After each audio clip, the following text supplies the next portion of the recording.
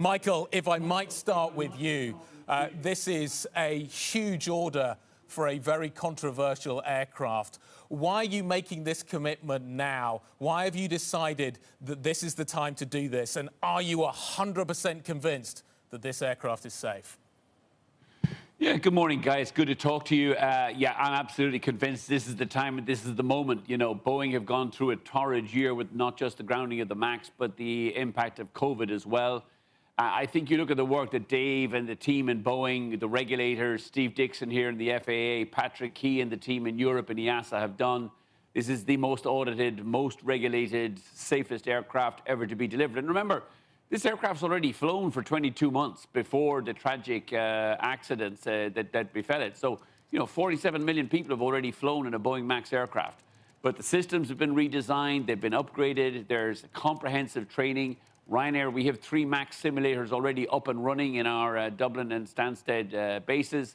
We've put our pilots through it, they love the aircraft performs brilliantly, and we were heartened, I think, by the very strong support that Patrick Key and EASA in their statement in Calhoun on the 24th of November gave to the work that Dave and the team in Boeing have done. It's a great aircraft. It's a safe aircraft. We can't wait to take delivery of these planes, and we know that our customers are going to enjoy flying on them as early as the summer 2021. Dave Calhoun, let's pick on some of those points and discuss them a little bit further. You have got an awful lot of aircraft, 737 MAXes, parked on the lot right now. The ones that Michael are ordering are actually not those aircraft. They're not ones that are currently built. They're going to be, I understand, new ones. They're Ryanair variants. What are you going to do with the aircraft that you currently have sitting on the lot? And are you going to make any money, considering it's such a buyer's market now for 737 MAXes, off the transaction you've done with Michael? Yeah, so the forecast for depleting that inventory is roughly a 2-year time frame, and we're confident that that can be done. The most important thing about the economics associated with that inventory are sort of when you do it, how patient can you be as you live through this recovery. We have incredible faith in the recovery of the industry, and if anything, relative to the early projections that we made with respect to recovery, this vaccine development, the potential global distribution of that vaccine over the course of 2021, if anything, accelerates our view of recovery and the faith in that recovery relative to where we were when we began with the COVID crisis. So we are actually building more and more faith, which means we'll be more and more patient. It will still take us 2 full years. I'm confident of that. And we have enough liquidity to allow for that. And so that's the way we're playing it. What I am very confident in, and I think what this order is a testament to, is the value of the airplane to the airlines and the performance that it gives them. Michael's model, low cost, low fare, is the model that is creating the growth track that our industry has enjoyed for so long.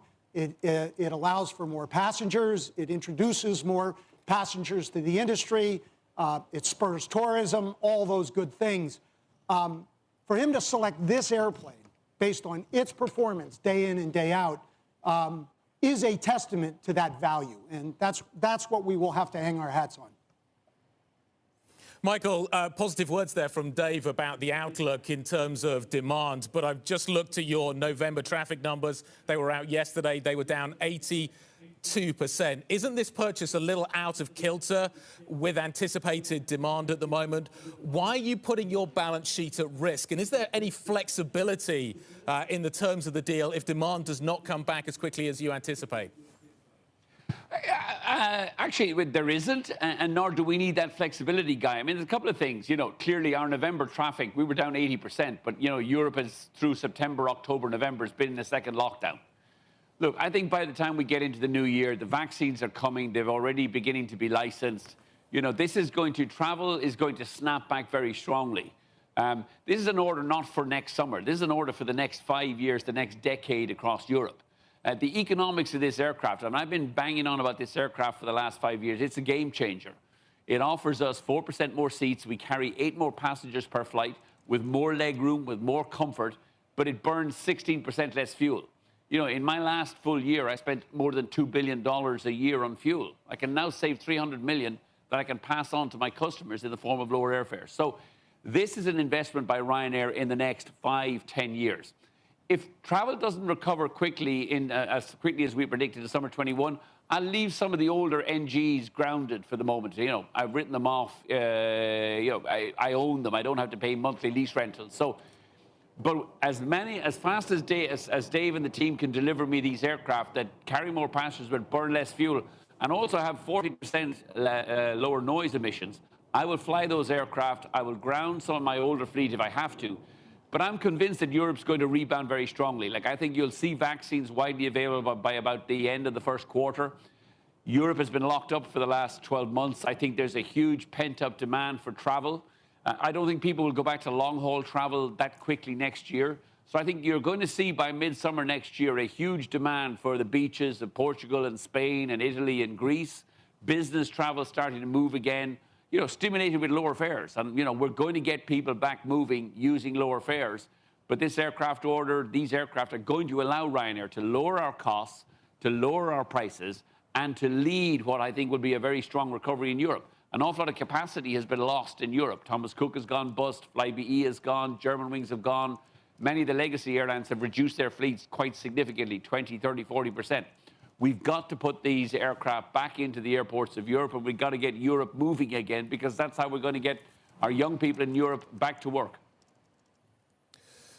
Dave, that's the picture in Europe, and Michael talks about the opportunities that he sees there. Do you think similar opportunities exist in the United States? And if they do you think we're going to see similar orders from the big 737 users in the United States? I'm thinking particularly here of Southwest. Are you talking to them at the moment about a top-up deal like the one that Michael has just done? Yeah, well, I'm not going to call out individual airlines as to who goes first or so forth, but I do want to reiterate the timeline that Michael outlined. We're not measuring recovery in months. We all know we've got a rough couple of months ahead of us. Everyone's prepared for it. But that vaccine distribution will change the psychology of the flying public. It just will.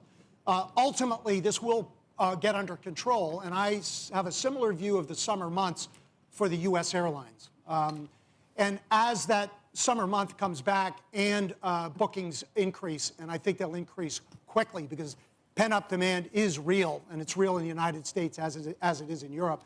Now, I believe then the competitive juices that exist in the airline industry, and they're serious juices, they'll come to bear. And airlines will want to reestablish their leading competitive position. So that usually results in orders. So I'm not going to guess exactly which one or when or any of this sort. But I have a lot of faith in the recovery, and I have a lot of faith in the competition that exists amongst the U.S. airlines. And I believe this market will return quickly. In fact, you know, I think we can share some of the details of one of the follow-on orders. We're already talking to Dave and the team about an order for the MAX 10, you know, which is going to be the new larger 737, the 225, 228-seat aircraft. You know, we're looking forward again, you know, to 2024, 2025. We're going to need bigger aircraft in Europe.